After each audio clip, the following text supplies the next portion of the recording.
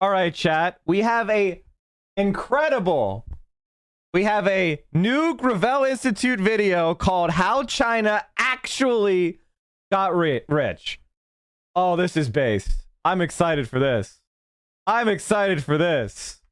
Let's fucking go. For all of you who stuck around, it feels like it's been a decade since we had a new Gravel Institute video. This is incredible. This is awesome. This is based. Get in here and let's check this out. Be right back. The single most stunning economic story of the last few decades has been the rise of China.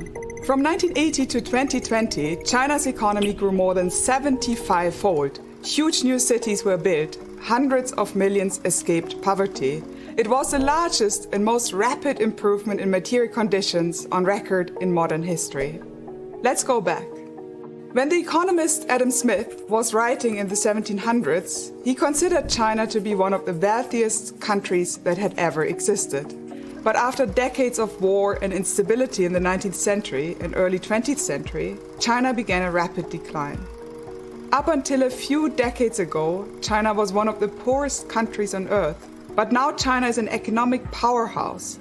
Economists predict that it will overtake the US as the largest economy in the world in this decade. People called it the Chinese miracle. You can hear some people describe this miracle as a straightforward story of the free market. They say, it's a simple story. China was poor, then the economy was freed from the grip of the state. Now China is rich. But this is misleading. China's rise was not about the triumph of the free market. To understand why, we have to look at what happened to other countries which remade their own economies in the same period, often to disastrous effects. Since the 1980s, free market policies have swept the globe. Many countries have undergone far-ranging transformations, liberalizing all prices, privatizing entire industries, and opening up to free trade. But many of the economies that were subjected to markets overnight have since stagnated or decayed. None have had a growth record anything like the one seen in China. African countries endured brutal economic shrinkage. Latin America. So this is actually incredibly important. This is actual facts and reality. Nothing, neoliberals lied about everything. There is no market growth. Liberalization does not work.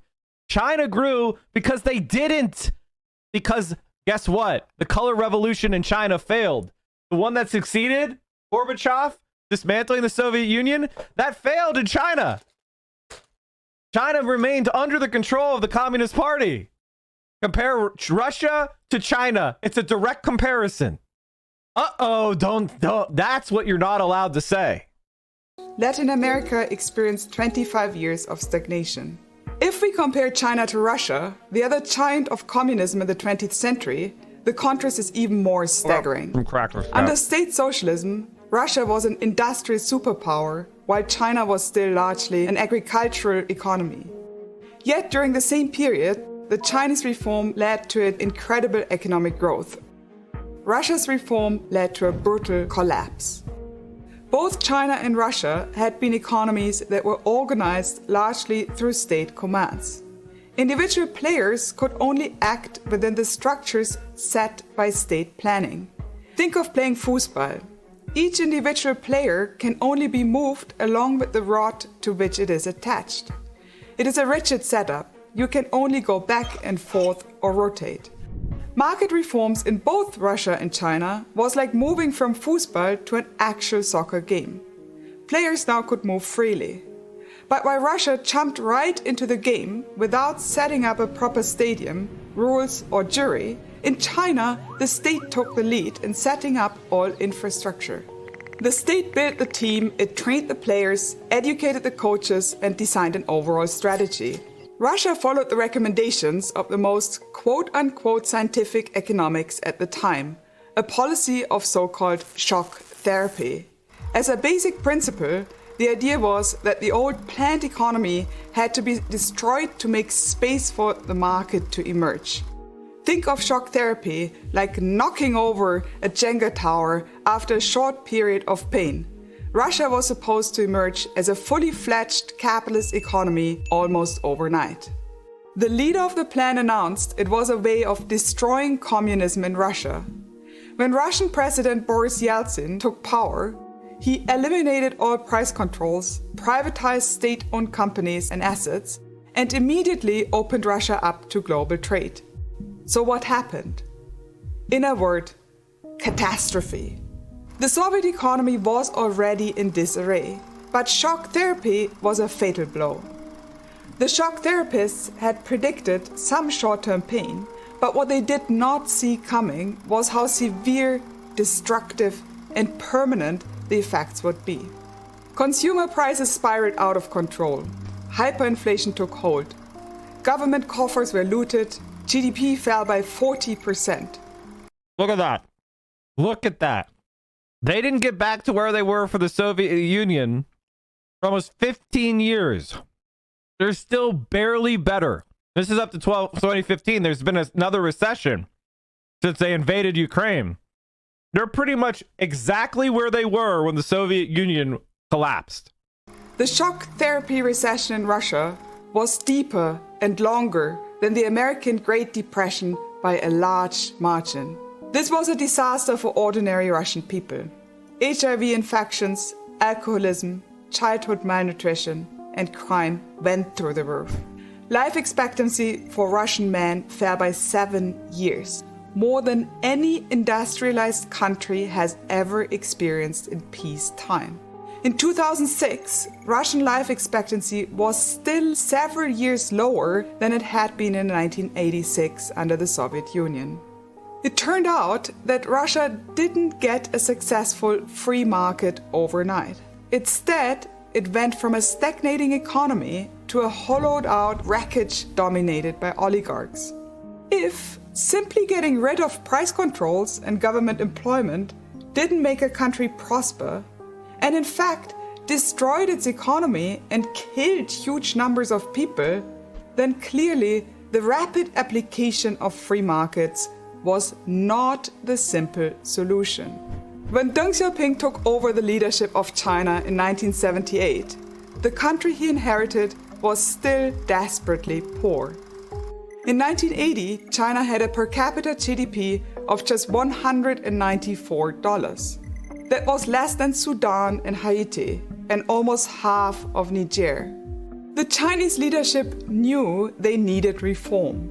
As I show in my book, How China Escaped Shock Therapy, throughout the 1980s, the Chinese leadership repeatedly considered implementing the same type of sudden reforms that Russia had pursued later. The idea of starting from a clean slate seemed attractive, and shock therapy was widely promoted by quote-unquote scientific economics. Programs for rapid price liberalization were prepared and then withdrawn twice. But in the end, they decided not to pursue shock therapy. Thank God they didn't. Unlike the free market economists in Russia, economists in China approached change like a game of Jenga. Take out many pieces at once and the whole thing falls apart. Take out one piece at a time and you can win the game. Instead of knocking over the whole Jenga tower at once, China reformed itself in an experimental and gradual way. Market activities were tolerated and actively promoted in non-essential parts of the economy. China implemented a system of what they called dual-track pricing. State-owned enterprises and farmers had to deliver their quotas to the government at a certain price, set by the government. But if they managed to produce more, they could sell their surplus at a market price. China was learning from the real story of the world's most developed nations, countries like the United States, Britain, Japan, and South Korea. Each of these, in their own way, managed and planned the development of their economies and That's the secret, is that America became an industrial superpower because we had central plans and in what are called industrial policy. We didn't become the way we are because of laissez-faire free markets. That was an absolute disaster, accompanied by constant panics and collapses. Markets, protecting early-stage industries and controlling investment. Free market economists thought this system would be a disaster. The American economist Milton Friedman wrote an open letter to Deng's premier Zhao Ziyang. He said that the dual price system was a bad idea and that China should, quote, free prices and wages in one bold stroke, end of quote, just like in Russia. But China's leaders didn't listen. And while Russia collapsed after following the shock therapy program, China saw remarkable success. The state kept control over the backbone of the industrial economy, as well as the ownership over land. As China grew into the new dynamics of its economy, state institutions were not degraded to fossils from the past, but were often the drivers at the frontier of new industries, protecting and guaranteeing their own growth. China today is not a free market economy in any sense of the word. It is a state-led market economy. The government effectively owns all land, and China leverages state ownership through market competition to steer the economy as a whole. The shock therapy approach advocated around the world was a failure. While Russia collapsed after its sudden transformation, China's gradual reforms allowed it to thrive. And that made all the difference. I'm Isabella Weber, Assistant Professor of Economics at the University of Massachusetts Amherst for the Gravel Institute. So these actual facts about how China achieved development through government planning is actually pretty much unknown to Americans. In fact, there's another video that I want to show you from Hakim that shows you what happened in modern Russia. The crumbling of modern Russia. This will show you what happened when they took the bold reforms that the neolibs called for. Modern-day Russia. A shadow of its former self, or a dynamic and self-sufficient nation arising from the ashes of the USSR? Well, what the Russian government would like to portray and reality are two different things. In this video, I'll be examining different aspects of the modern Russian state in light of their Soviet past, as a case study of capitalism.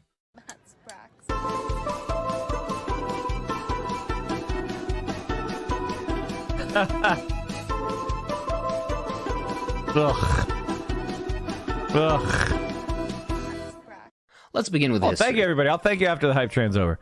Keep it rolling, though. After the October Revolution, Russia, and subsequently the USSR, underwent tremendous social, economic, political, and cultural change. Expanded rights for women, the institution of massive literacy programs, the development of Soviet economic centers, and so much more that propelled the USSR into a position as an international superpower, despite consistent attempts at invasion, international vilification, embargo, and sabotage, both internal and external. The tumultuous 20th century carried Russia into ever-rising highs despite their setbacks, until the horrific market reforms instituted by Gorbachev in the 1980s. These market reforms eventually led to the complete restoration of capitalism in Russia and the rest of the USSR, ushering in an era of poverty, cultural irrelevancy, and instability, both sociopolitical and economic. In fact, it wouldn't be an understatement to say that the dissolution of the USSR was the greatest geopolitical tragedy of the past century. True. The transition from socialism to capitalism was incredibly difficult. Following Gorbachev's disastrous market reforms came Yeltsin's shock therapy. Under the advice of Western neoliberals, who you should never take advice from, Yeltsin pushed Russia's economy into removing all price controls and state subsidies, removing all import-export barriers, and more importantly, mass privatization of all state industries and assets. He loudly proclaimed from socialism to capitalism in 100 days. What resulted was an economic disaster that was otherwise unprecedented in times of peace. To quote Cockshot, the world's second superpower was reduced to the status of a minor, bankrupt economy with a huge decline in industrial production and in living standards. Nothing brings out the scale of the catastrophe than the demographic data, which shows a huge rise in the mortality rate, brought about by poverty, hunger, homelessness, and the alcoholism that these brought in their wake. This collapse could have been foreseen by anyone with common sense, and many did, although they were now of an undesirable political persuasion and risked prison or worse for voicing their opinions. The neoliberals promised that once enterprises were free from the state, the magic of the market would ensure that they would interact productively and efficiently for the public good. Everything would spontaneously reorganize in the most efficient and profit-maximizing way. And notice how this never happened. And it still hasn't happened. It still hasn't happened. The economy has suffered a complete collapse. Shibui Comrade Dave. And the only time that the Russian economy has seen significant growth is due to the sale of oil and gas. But other than that, it's been an utter collapse. Can I share the video for the union song I wrote for my union? Absolutely, GFD music. By the way, chat, we got 1 minute left on the hype train, and it looks like CAC with 401 bits and PXYL with 5 subs are both well on their way to getting a hype train conductor badge. Damn, that's a good value. Good value. Basically, trust me, bro. Soviet economy was a massive interlinked system with extensive networks between many countries as far away as Cuba, Vietnam, and Central Europe. State enterprises relied on regular state orders, the contents of which might be dispatched to other enterprises thousands of miles away.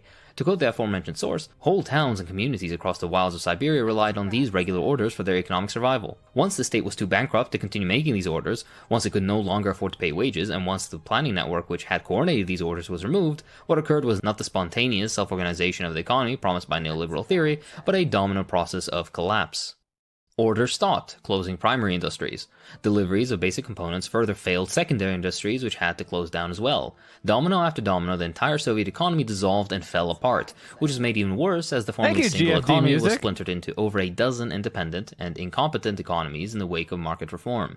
In comparison, had the economy remained socialist and with the growth rate of the so-called Brezhnev era of stagnation, roughly 2.5%, the economy would have stood at 140% in 1990 levels. Some estimates even put the USSR as the world's largest economy by the early 21st century. However, the net effect of 13 years of capitalism was to leave Russia with half the industrial capacity that could have been expected even from the poorest performing years of the socialist economy. Almost immediately after reform, prices of consumer goods rose to over 2,000 times what they had been in 1990, and rent over 500 times. This market experiment would result in more orphans than World War II, as wages fell over 50%. Meanwhile, Yeltsin sold off major Russian industries in the most profitable sectors, oil, metallurgy, etc., to his buddies for a measly $600 million, despite these individual enterprises being worth the GDP of several small countries. Russia became the largest IMF borrower, with loans over $20 billion. Of course, they disappeared without any account on where and how the money was used. Between 1990 and 1995, an estimated 7 million premature deaths occurred in the countries that emerged from the USSR. Mortality rates rose by 12.8% in men, and life expectancy fell to 64 years in 1994, the lowest in the post-war period. Wow. The money supply grew 18 times, and GDP contracted an estimated 40% between 1991 and 1998. Look at Yeltsin. The economy.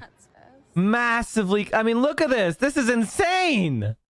How can anyone have the balls to say neoliberalism works? Look at these numbers. The task before Sachs and his Western economists this day is to identify the most expendable items in the budget. A primary target is energy, which Russia still produces and wastes in abundance. How much money would a cut in consumer subsidies on natural gas save? That's the same shit in Ukraine now. Exactly the same. That's why they had to do the Maidan coup in 2014. They wanted that fucking oil and gas. They even defaulted on debts several times in the 90s. The 1998 Russian financial crisis was a further blow, in which $12.5 billion worth of salaries were unpaid.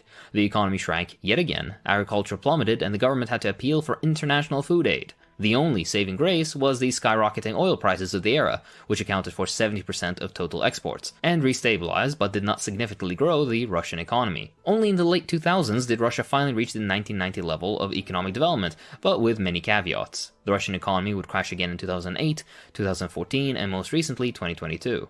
Despite this incredibly lackluster performance, Russia's political and economic elite still pushed for ever further and incredibly unpopular privatization of state assets, which included utility companies, financial institutions, manufacturing and transportation assets, and the media.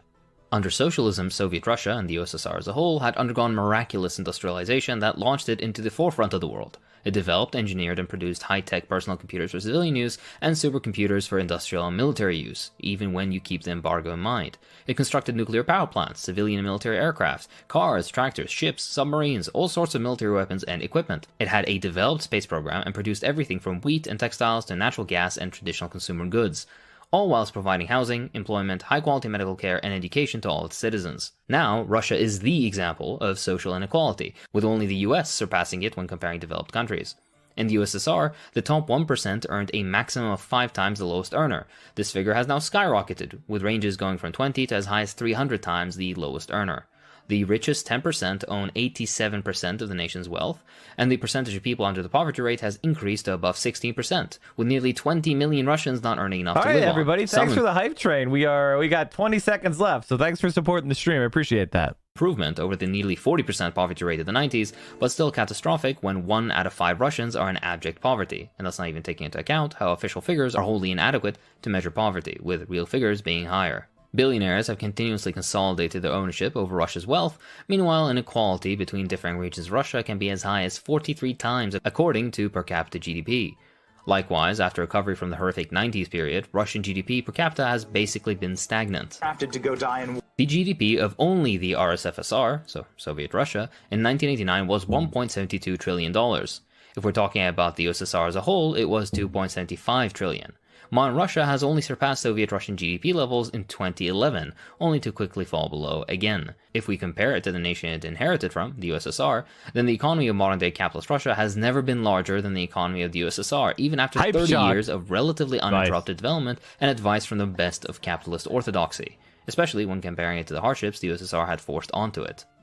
When it comes to production and export, the USSR and modern-day Russia differ only slightly. As the largest inheritor of Soviet industry, Russia's economy can still produce technically sophisticated goods, although to a lesser extent than the USSR. An example can be Russia's automobile industry, which produced 1.7 million vehicles in 2018, compared to over 2 million produced in the 80s each year in the USSR. Likewise for other technical and operational goods. Agriculture, too, has suffered, with modern Russian agricultural output still not meeting the 1990 Soviet level. Arable land, through mismanagement, abandonment, and environmental neglect, has declined by 33%.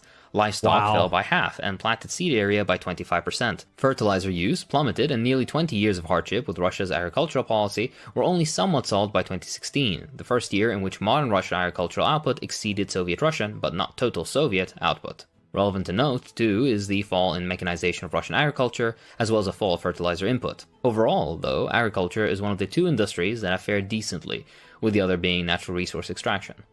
As for energy, modern-day Russia is performing either worse or stuck at roughly 1990 levels, regarding energy, gas consumption, electricity generation, energy intensity, and energy use per person. In general, Russia experienced 69.4% of negative GDP growth and 92.6% of positive GDP growth since 1990, netting only 23% of constructive growth in a period of over 30 years. Better than in other post-Soviet nations such as Ukraine, but still nothing impressive or even halfway commendable. The current state of Russia economically is a mixed bag. In some spheres better than the 1990s USSR by virtue of the progress of technology, and many others far worse. On most accounts, Russia is poorer, less diversified economically, less able to project economic power globally, and less capable of economic growth than the USSR was. I mean, that is as damning as it gets, right? That's as damning as it gets. Suffered. Between 1960 and 1985, Soviet Russia built over 1.6 billion square meters of urban housing stock. Meanwhile, modern Russia, in double the time frame, has built under 1 billion square meters, despite crumbling housing infrastructure and the continued prevalence of multi-generational households. The rate of urbanization climbed steadily all throughout the Soviet period until the dissolution and has been stagnant ever since.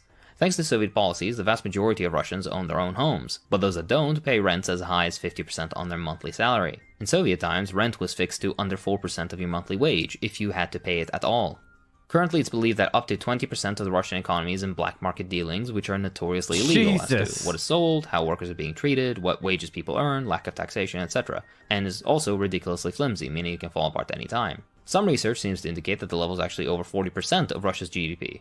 This is especially ironic, as at the worst points of market reform USSR, the second economy, decried by economists as the smoking gun signaling the defeat of communism as a system, was only 10%. Russia, too, is ranked as the 136th most corrupt country out of 180 countries. Putting aside the myriad of issues corruption indices have, corruption still is a very present and major issue of modern Russia, eclipsing whatever petty corruption that existed within Soviet times. Isn't this incredible? Officially, Russia is in a demographic crisis. Russia has a particularly high death rate and a low birth rate, traditional signs of poverty and an inadequate healthcare system. I mean, like, how long did the capitalists need? When the Soviets took over in the 1917 revolution began, when the Soviets actually gained control of the country in the 20s, they had experienced almost a decade of growth within a 5-year plan or two. They were industrializing at a heretofore unprecedented rate. And the Great Depression, people from around the world were coming to Soviet Russia to watch their economy grow gangbusters, as they were also expanding entitlements for everyday citizens, from literacy to house, that. Meanwhile, the capitalists are handed a developed economy and they utterly ruin it for 30 years. When's it going to work out? How long do they need? The phenomenon even has its own name, the Russian cross. The population of Russia... The Russian cross means that the death rate is past the birth rate. Here, I should start from the beginning again. Officially, Russia is in a demographic crisis. Russia has a particularly high death rate and a low birth rate, traditional signs of poverty and an inadequate healthcare system. The phenomenon even has its own name, the Russian cross. The population of Russia... So, chat, you can see it. You can see where the Soviet Union fell. So the Soviet Union, this is the Soviet Union. This is the birth rate. This is the death rate. Soviet Union collapses. Birth rate crashes. Death rate spikes. You can literally see where capitalism happened. They are in pure neoliberal hell. Russian cross. The population of Russia has been declining since 1990 by more than 500,000 people each year. In fact, Russia has only had 3 years since 1990 with a positive population growth of only 80,000. In the same time, they've lost nearly a net 14 million people. In the Soviet era, an extensive, interconnected, and highly developed healthcare system was developed all across the USSR. Healthcare was free of charge, and relevant indicators exceeded the world average in number of beds, doctors and nurses per 10,000 people, per capita access to healthcare, etc. The modern Russian state inherited the system and currently exists with mixed levels of development. The 90s saw massive privatization, the proliferation of for-profit clinics, essentially non-existent healthcare spending, the proliferation of addiction and communicable disease, as well as massively reduced life expectancy. So you can see the life expectancy right here. And then the collapse of the Soviet Union. And just now recently, with oil prices starting to rise, did Russia start to climb out. Absolutely incredible. Modern-day Russia supposedly has a free healthcare system, but a particular problem in certain parts of the country is that doctors' salaries are extremely low, and hence many doctors demand a fee from patients in order for them to be treated. This puts Russian patients in a tight spot, as they too have low wages and sometimes cannot afford the fees doctors charge. Health centers in Russia, especially outside major cities, are in an extremely poor state. Medical equipment and facilities are in short supply and in high demand. Short staffing is a modern and developing issue, as many doctors and nurses have gone abroad where wages and living standards are higher. Exactly. And so they have massive brain drain. Because when you tell everybody they're an atomized individual and they have no responsibility for anyone else, they have no responsibility for the society that educated them or reared them, when you tell them to go seek their own personal profit, that's exactly what they do. Currently offset with Russia's larger medical education base. Private clinics are expensive and hence not usually an attractive option for poor Russians. Since the 90s, healthcare outcomes have stabilized as spending has increased year by year, although deaths as a result of HIV, new HIV cases, drug abuse deaths, and other related rates have increased, while, for example, the number of hospital beds decrease. The reason for the spread occurred after the dissolution of the Soviet Union, in which drugs and drug traffickers flooded into the country and, taking advantage of the horrendous living conditions, made many addicts of the Russian population. Through the sharing of needles and other unhygienic practices, HIV and AIDS spread. Alcohol and drug-related disorder rates have remained relatively unchanged in 30 years, with alcohol-related deaths accounting for nearly 500,000 people every year. Interestingly, many of these diseases, aside from alcoholism, were previously non-existent during the Soviet era, but have appeared in modern-day Russia mainly due to poverty and lack of prosperity brought about by the capitalist transition. Another interesting note is that drug trafficking and the use of drugs in general was harshly suppressed by the Soviet Union, which is why the USSR never really had a problem with AIDS, but poverty has pushed people into either drug trafficking as a source of income or the use of drugs as relief from their economic conditions. Russians have incredibly low faith in their political institutions, with polls showing faith in both chambers of the Russian parliament, the State Duma and the Federal Council, at only 10%. The number of people who care for the right to choose between different political parties was only 3%. Russians, too, heavily mistrust the institution of market mechanisms, and a large proportion delegate more trust to earlier forms of Soviet... 75% of Russians say Soviet era was greatest time in country's history. ...government and economic organization than modern capitalist Russia. 75% of Russians polled say that the Soviet era was the greatest period of Russian history, with many saying it was closer to the people, 59% saying it took better care of ordinary people than modern Russia, and a majority claiming they regret the dissolution of the Soviet Union. Not necessarily a call for a reinstitution of the Union, but interesting nonetheless. Equally high levels of mistrust exist for modern Russian bureaucracy, civil institutions. I mean, they're doing their best to demonize it. They're doing their best to demonize it. So, you know, as the people who actually lived in the Soviet Union die out, I expect that number to go down. Banks, employers, the police, and much more. In fact, modern-day Russia leads the world in lack of trust in civil institutions.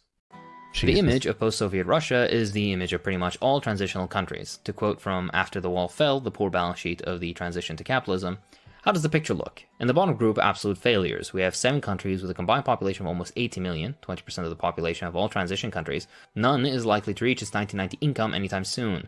Basically, they are countries with at least 3 to 4 wasted generations. At current rates of growth, it might take them 50 or 60 years, longer than they were under communism, to go back to the income levels they had at the fall. Look at that. Look at that. Incredible. Of communism. Most people's expectations on November 9, 1989 were that the newly brought capitalism would result in economic convergence with the rest of Europe, a moderate increase in inequality, and consolidated democracy. These expectations are fulfilled most likely in only one country, Poland, and at the very most in another rather small too. Their total populations of 42 million, or some 10% of all former communist countries. Thus, 1 out of 10 people living in transition countries could be said to have transitioned to the capitalism that was promised by the ideologues who waxed about the triumph of liberal democracy and free markets. It's a great article with a lot of perspective. I highly recommend it. Now, this isn't to say that the 20th century experience with state socialism was the way to build socialism, but the track record is clear. Modern capitalist transition has done a less than adequate job of delivering on what it promised. Likewise, I haven't commented on many other issues, for example, increase in prostitution, reduced rights for women, minority politics, and much more.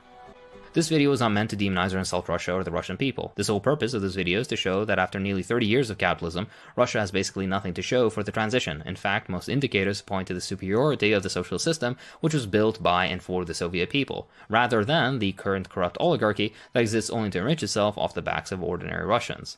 And that's all for this time. If you enjoy what I do, then please consider supporting me on Patreon. It really does help. Damn. I'd like to thank my patrons, so thank you to Olivia Johnson, Oathbringer, King S.